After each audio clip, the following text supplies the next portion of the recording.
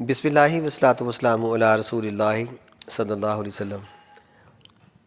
پارہ نمبر 29 میں موجود سورہ قیامہ۔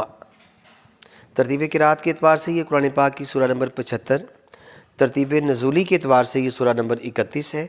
اس کے رکوع کی تعداد 2 ہے اور اس کی آیات 40، اس کے الفاظ 199 اور اس کے حروف کی تعداد 692 ہے۔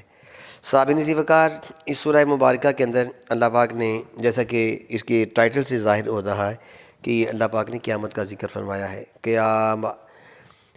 قیامت کو قیامت کیوں کہتے ہیں؟ کیونکہ قیامت قیام کرنے کا دن، کائنات میں سب سے لمبا قیام قیامت کا قیام ہوگا، اس لیے اس کو قیام کہتے ہیں۔ قیامہ طویل قیام کرنے کا دن۔ ایک روایت میں آتا ہے ایک دن قیامت کا 10,000 سال کے برابر ہوگا۔ ایک روایت میں آتا ہے 1,000 سال کے برابر ہوگا۔ ایک روایت میں آتا ہے کہ 50,000 سال کے برابر ہوگا۔ طویل دن۔ یہ مختلف روایات کیوں ملتی ہیں؟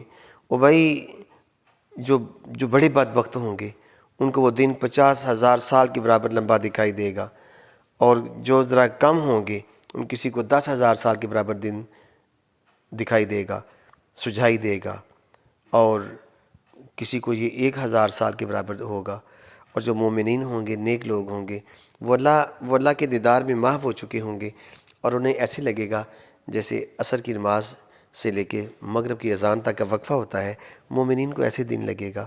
اور اللہ پاک نے یہاں پہ قیامت کے احوال کا ذکر کیا ہے کہ قیامت کا دن۔ سامعین، آپ نے کبھی محسوس کیا کہ جیسے میں قرآن پاک کی صورتوں کے روز اس کے شان نزول اور اس کا وجہ تسمیہ اور اس کے اہم مضامین کی نشاندہی جب میں کرتا ہوں تو قیامت کا ذکر بار بار آتا ہے۔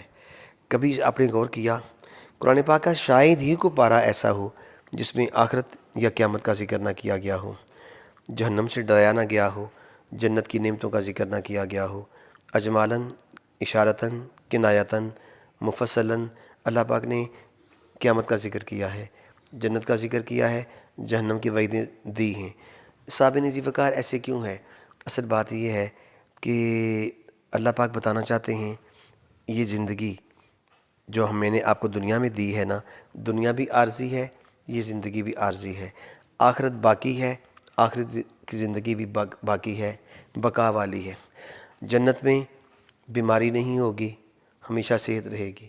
جنت میں موت نہیں آئے گی، ہمیشہ زندگی ہوگی۔ جنت کے اندر تنزل نہیں آئے گا، ہمیشہ عروج آئے گا۔ زوال نہیں ہوگا، ہمیشہ بقا ہوگی۔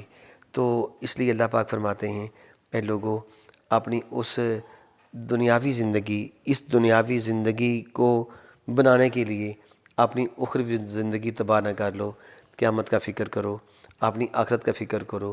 دنیا مقدر سے ملتی ہے، ہمیں اس کا فکر ہے۔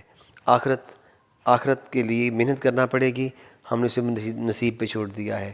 نہیں، آخرت کے لیے محنت ضروری ہے، ذکر ضروری ہے، فکر ضروری ہے، تلاوت ضروری ہے، ریاضت ضروری ہے، عبادت ضروری ہے اللہ کو راضی کرنے کے لیے۔ لیکن آگے پھر بخشش کا فیصلہ اللہ کے فضل پہ چھوڑ دیا جائے۔ بھروسہ اپنی محنت پر، نہ کچھ اپنی لیاقت کر، بھروسہ اپنی محنت پر نہ کچھ اپنی لیاقت پر، فقط امید رکھتا ہوں اللہ تیری رحمت پر۔